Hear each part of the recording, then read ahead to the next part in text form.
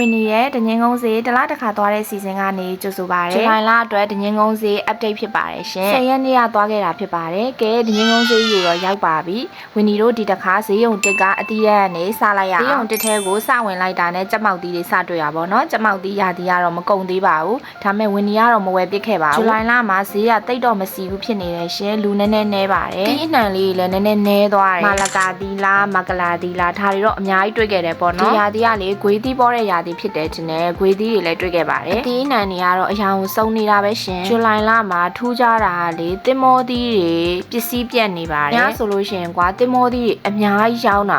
ရွေးချယ်စားတွေလည်းများတယ်ဈေးနှုန်းလည်းသက်သာတယ်ပေါ့နော်။အခုတင်မောသီးအကြီးလည်းတိတ်မရှိဘူးအသေးလည်းတိတ်မရှိဘူးပေါ့နော်။အခုကတရက်သီးရှားတဲ့ရာသီဖြစ်သွားပြီဆိုတော့လေအခုပြထားတဲ့စိန်တစ်လုံးကို3500ပါ။ဒီရင်ငန်းသီးကလေတပိတ်တာ1000လို့ပြောပါတယ်ရှင်။ဘလို့အရသာရှိလဲဘလို့မျိုးစားရလဲဆိုတာလဲဝင်းနီကိုပြောပြပေးအောင်နော်ဝင်းနီအဲ့ဒီဟာတစ်ခါမှမစားဘူး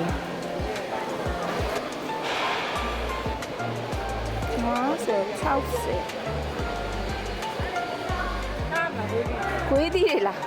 စားတော့ဘူးစားတော့ဒီတရက်သီးတွေကမမှဲ့ဘူးနဲ့ပြောနော် ဒီမှာအသီးမျိုးစုံနဲ့တို့စားတဲ့အမှုန့်လေးရောင်းနေနော်လိုင်လာရဲ့တငင်းကုန်းစေးအခြေအနေကတော့အခုလိုပဲဖြစ်ပါတယ်လူသိမ့်မရှိပါဘူးရှင် ဒါ1500ဒါ2000ဟိုဘက်ကဟာလေးတွေအောင်2000နဲ့1000နဲ့အမဒီကတဘုံဘယ်လိုရောင်းလဲ3000ဝယ်တဘုံ3000ဝယ်တဲ့မောင်လေးခါလိုက်ပဲသေးလားဟမ်3000ကာဘာတိတက်ကအေး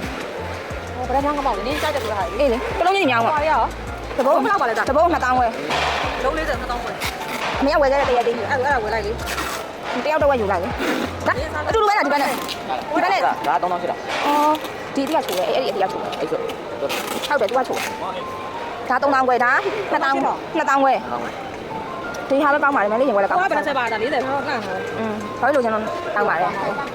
ဝင်းနီအခုပြထားတဲ့တရက်သီးဝင်းနီဝယ်ခဲ့ပါတယ်တစ်ဖာကို3000ပေးရပါတယ်အလုံး90နီးပါးလောက်ပါတယ်ပေါ့နော်ဝင်းနီတရက်သီးဝယ်ခဲ့တဲ့ဆိုင်နာမည်လေးဖြစ်ပါတယ်သူတို့ဆိုင်ကတရက်သီးရလေးကြီးလိုက်တာနဲ့ဝယ်ခြင်းစရာဖြစ်နေတော့ဝင်းနီတစ်ဖာဝယ်ခဲ့တယ်ပေါ့နော်အတော်ဖြစ်တဲ့သူနဲ့တယောက်တစ်ဝက်စီခွဲယူလိုက်တော့1000ဝဲကြပါတယ်1000ဝဲကို26လုံးရတယ်ပေါ့နော်စားကြည့်တော့လည်းအရန်ချိုပါတယ်ဗီဒီယိုကြီးအရန်ရှည်သွားမှာဆိုလို့ဝင်းနီဒူးရင်းသီးဝယ်ခဲ့တဲ့ vlog ကိုနောက်တစ်ပုတ်ထပ်တင်ပေးမယ်နော်ငင်းကုန်းစေးကိုတစ်လားတစ်ခါသွားနေတဲ့ blogger ဖြစ်တာမို့လို့ဈေးကြောင်းတွေသိကြတယ်ဆိုရင်တော့ follow လုပ်ထားနောက် vlog တစ်ခုနဲ့ပြန်လာခဲ့မယ်နော်